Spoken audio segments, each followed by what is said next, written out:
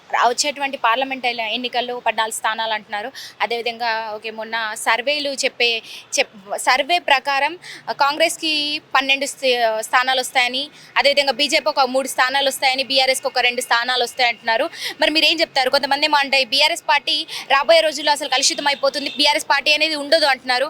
మరి మీకు ఏ పార్టీ పోటీనిస్తుందంటే ఏం చెప్తారు? మాకు మేమే పోటీ అండి, మేము ఒకళ్ళు పోటీ పెట్టుకోము.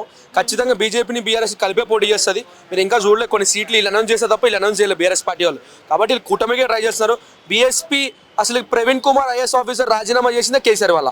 ఆయన కలిసి ఆయన పార్టీలో పోతున్నాడు. ఆయన కలిసి ఇప్పుడు నాకు తెలిసిన ఉన్న ప్రకారం వాళ్ళ ఊహం ఏంటంటే ఖచ్చితంగా ఆయనకి ఏదో అధ్యక్షుడు ఏదో ఒక ఇచ్చేలాగా ప్లాన్ చేస్తారు. ఖచ్చితంగా మాకు ఎప్పుడు అపోజిషన్ బీజేపీయే. మాకు 100% మేము బీజేపీ కొట్లాడతాం. బీఆర్ఎస్ పార్టీ మాత్రం చచ్చిపోతుంది. మళ్ళీ చెప్తాం. సరే, ఇప్పుడు బీఆర్ఎస్ పార్టీ నుంచి బీఆర్ఎస్ నాయకులందరూ కూడా ఒక్కొక్కరుగా బీఆర్ఎస్లో రాజీనామా చేస్తూ కూడా కాంగ్రెస్ పార్టీలో చేరడం జరుగుతుంది. మరి ఇప్పటి వరకు కూడా ఎంతమంది చేరడం జరిగింది, ఇక ముందు ఎంతమంది చేరేటువంటి అవకాశం ఉందంటే ఏం చెప్తారు? ఖచ్చితంగా అసలు మేము చెప్తున్నాం కదా, పార్టీలో ఉన్న కేసీఆర్, కేటీఆర్, హరీష్ రావు తప్ప పార్టీలో ఎవరు ఉన్నారు? మేము ఓపెన్ చేస్తే మేము అనుకుంటాం మాత్రం ఖచ్చితంగా గేట్లు ఓపెన్ చేసి రెడీగా ఉంటే మాత్రం కేటీఆర్, హరీష్ రావు, కవిత కూడా లేదు. కవిత కూడా రేపు రాజీనామా అయిపోయింది. ఎంపీసీటీ పోటీ చేసేంత అవకాశం లేదు. ఖచ్చితంగా వాళ్ళ పార్టీలో వాళ్ళ ఫ్యామిలీ తప్ప ఎవరు ఉన్నారు. ఇప్పుడు మీరు అంటే 100 రోజులు అవుతుంది మీ కాంగ్రెస్ పార్టీ వచ్చి కూడా, అంటే మీరు గెలిచినప్పటి నుంచి కూడా మీ ప్రతిపక్షాలు ఎంత వ్యతిరేకించినా, ఎన్ని ఆరోపణలు చేసినప్పటికీ కూడా మీరు ఇచ్చినటువంటి హామీలు ఏవైతే ఉన్నాయో 6 గ్యారెంటీలు అవి నెరవేర్చారు, మీ వల్ల కాదు అన్నప్పటికీ కూడా అంటే మీరు ఇంకా ముందుకెళ్తూ కూడా ఒక్కొక్కటిగా తీరుస్తూ వచ్చారు. మరి అయినప్పటికీ కూడా ఇంకా వాళ్ళు ఎత్తి చూపుతూనే ఉన్నారు, ఇంకా బురద జల్లే ప్రయత్నం చేస్తూనే ఉన్నారు. ఇంకో 100 అంటే మీరు చేసిన వాటిలో ఇంకా ఉన్నాయి, ఇంకా చేసేవి చాలా ఉన్నాయంటూ కూడా ఒక్కొక్కటిగా మొన్న చూసుకుంటే కూడా వెబ్సైట్లో కూడా కేటీఆర్ ట్వీట్ చేశారు. 100 పాయింట్స్ చెప్పారు, చాలా ఉన్నాయి ఇంకా మీరు చేసేటివి, ఏవి సరిగ్గా చేశారంటూ మాట్లాడుతున్నారు. అదేవిధంగా ఇప్పుడు నోటిఫికేషన్ల గురించి, దాని గురించి ఏం చెప్తారు? డిఎస్సి నోటిఫికేషన్స్ కావచ్చు, కొన్ని నోటిఫికేషన్లు మీరు చెప్పినట్టుగా చేయలేకపోయారు, 100% భర్తీ చేయలేకపోయారు అంటున్నారు. మరి మీరు ఏం చెప్తారు? 100% ఒకటి చెప్తామని మీకు గ్యారెంటీగా. 10 సంవత్సరాల్లో వాళ్ళు ఎన్ని హామీలు ఇచ్చారు? 10 సంవత్సరాల్లో 3 ఎకరాల దళితులకి 3 ఎకరం భూమి అన్నారు, ఇచ్చారా? ఎవరికి రాలేదు కదా. వాళ్ళు అనుకున్న పోట వాళ్ళ సిట్టాంతా మేము తీస్తాం బయటికి. మేము చెప్పింది 6 గ్యారెంటీలు కన్ఫామ్. 6 గ్యారెంటీలు ఫస్ట్ మా 6 గ్యారెంటీలు. విద్యార్థుల గ్యారెంటీ ఒకటే ఆగిపోయింది. వచ్చే అకాడమిక్ ఇయర్లో విద్యాశాఖ మంత్రిని అపాయింట్ చేసి వాళ్ళ చేతులతోనే ఓపెన్ చేయించి విద్యార్థులు కూడా మంచి చేస్తాం. ఇంకోటి, మేము ఉద్యోగాలకి ఎవరికి మేము చెప్పిన డేట్ చెప్పినట్టు చేసినాం. గవర్నర్ గారు కొంచెం చేంజ్ చేశారు, వెయిట్ చేయించారు కాబట్టి కొంచెం లేట్ అయింది. కానీ మేము చెప్పినట్టు అన్నిటికీ నోటిఫికేషన్ ఇచ్చినాం. అన్ని విద్యార్థులు మొత్తం విద్యార్థి సంఘాలు కూడా మాకు సపోర్టివ్గా ఉన్నాయి. అన్ని పార్టీ విద్యా సంఘాలు కూడా మేము విద్యార్థులకు ఎప్పుడు మొదటి ఎప్పటి నుంచి చెప్తున్నాం, విద్యార్థులకి ఖచ్చితంగా మేము పీఠం వేస్తాం. ఈ ప్రభుత్వం ఉందే విద్యార్థుల కోసం, రైతుల కోసం. ఖచ్చితంగా వాళ్ళకి పీఠం వేస్తున్నాం. విద్యార్థులకి మంచి జరుగుతుంది. నెక్స్ట్ సెకండ్, మేము చెప్పిన 6 గ్యారెంటీలు 5 గ్యారెంటీలు మేము అమలు చేశాము. ఎవరు చెప్పినా చెప్పకపోయినా మేము అమలు చేశాము 5 గ్యారెంటీలు. మహిళలు హ్యాపీగా ఉన్నారు, రైతులు హ్యాపీగా ఉన్నారు, విద్యార్థులు హ్యాపీగానే ఉన్నారు. నోటిఫికేషన్ ఇచ్చినాం కాబట్టి ఉద్యోగుల కోసం. ప్రతి ఒక్కరు హెల్త్ సంబంధించింది కూడా అందరూ హ్యాపీగా ఉన్నారు. కాబట్టి ఈ ప్రభుత్వం బురద చల్లాలి తప్ప మేము ప్రజలకు మంచి చేస్తుంటే మా మీద ఏదో రాజకీయం బురద వేస్తున్నారు తప్ప అట్లా ఏం లేదండి. ఖచ్చితంగా వాళ్ళ అన్న అనకపోయినా మేము మమ్మల్ని గెలిపించిన ప్రజలు. అంటున్నారు రైతు భరోసా, ఇది ఏది అంటున్నారు? రైతు భరోసా, దాంతోపాటు ఇంకొకటి ఉంది మనకి సన్నాసులు అప్పులు చేసి, ఆ సన్నాసులు ఉన్నప్పుడు ఏం చేస్తారో మాకు తెలియదు. కానీ అప్పులు చేసి వెళ్ళిపోయినా సరే మేము ఖచ్చితంగా దాన్ని ముందు ఇంప్లిమెంట్ చేసుకుంటూ పోతున్నాం. ప్రజలకి ఇంపార్టెంట్. మేము చెప్పిన మాట మేము నిలబెడతాం. ఈ గవర్నమెంట్ ఉందే ప్రజల కోసం. మీరు ప్రజాభవన్కి పోతే ఎప్పుడు చూస్తారు? మీరు ఇప్పుడు ప్రగతి భవన్ ప్రతి ఒక్క సామాన్యులు లోపలికి పోవచ్చు.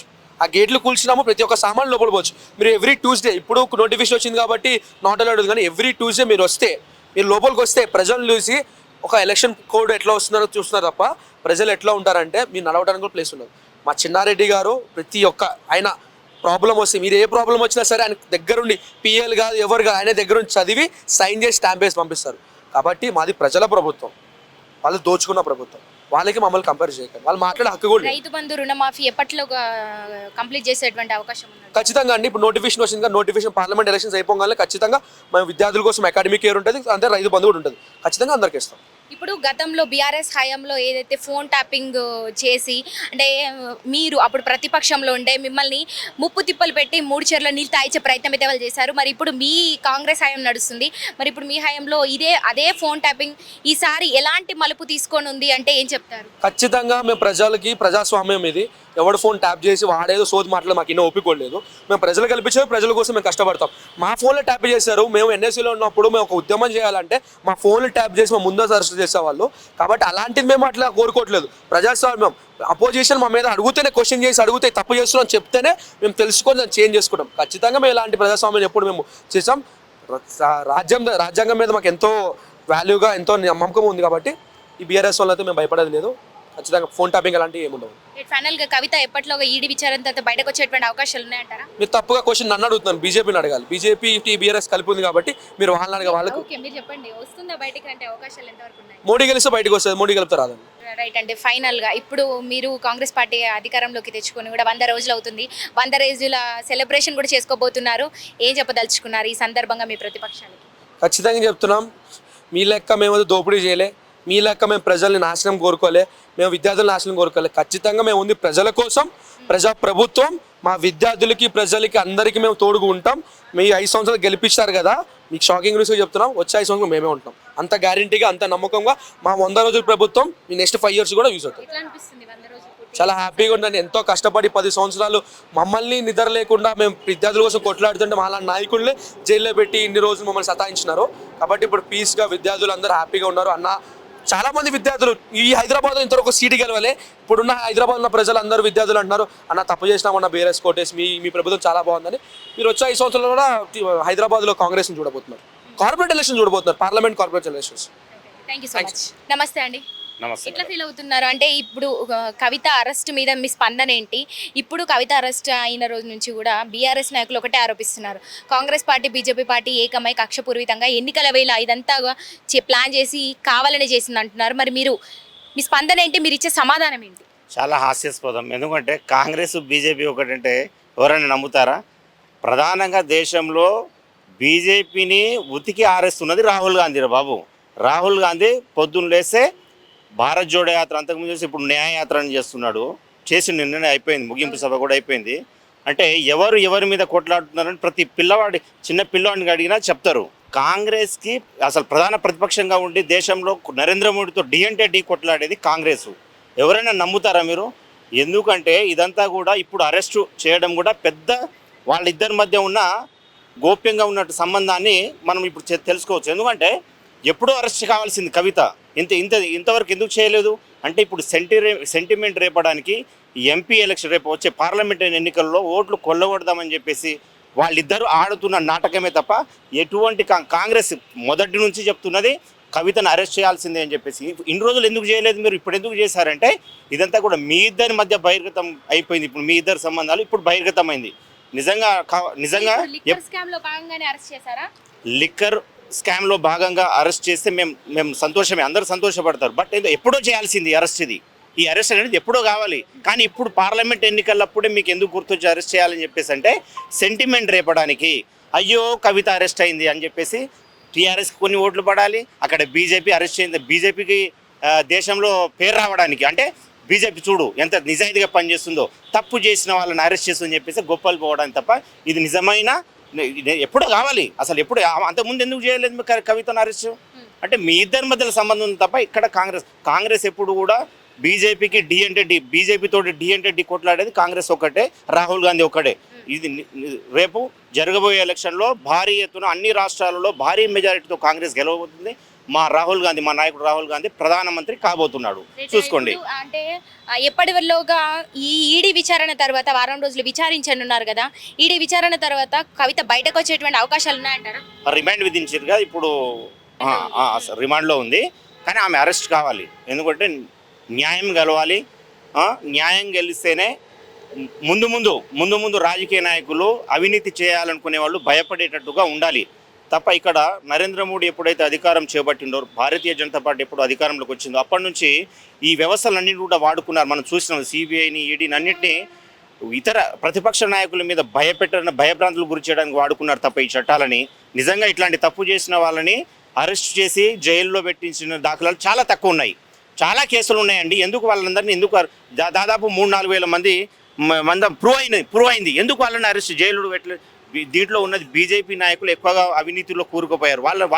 వాళ్ళ మీద ఎందుకు దాడులు చేపించారు మీరు?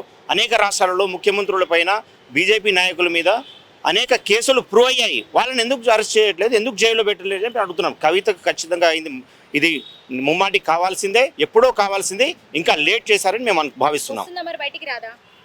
రావద్దు, తప్పు చేసిన వాళ్ళు ఎప్పుడు రావద్దు. ప్రూవ్ అయిన తర్వాత ఎట్లా వస్తుంది? ఖచ్చితంగా ఈడీ రిమాండ్లో ఉంది, విచారణ జరుగుతుంది కాబట్టి ఈడీ ఆమె తప్పు చేసింది కాబట్టి ఈడీ రిమాండ్లో ఉంచింది. ఖచ్చితంగా తగిన చర్యలు తీసుకుంటారని మేము అనుకుంటున్నాం. ఖచ్చితంగా తీసుకోవాల్సిందే. అదేవిధంగా ఇప్పుడు బీఆర్ఎస్ లో ఉన్నటువంటి నాయకులు ఎవరైతే ఉన్నారో ఒక్కొక్కరుగా రాజీనామా చేస్తూ కూడా కాంగ్రెస్ పార్టీలో అయితే చేరుతున్నారు. మరి ఇప్పటివరకు ఎంతమంది చేరారు? దాదాపు ఇక ముందు ఎంతమంది చేరేటువంటి అవకాశం కనిపిస్తుంది? కాంగ్రెస్ అంతకుముందు కాంగ్రెస్కి ఏ విధంగా అయితే గతంలో కేసీఆర్ చేసిండో 12 మంది ఎమ్మెల్యేలు ఉన్నా కూడా అందరినీ గుంజుకున్న మనం చూసినాం.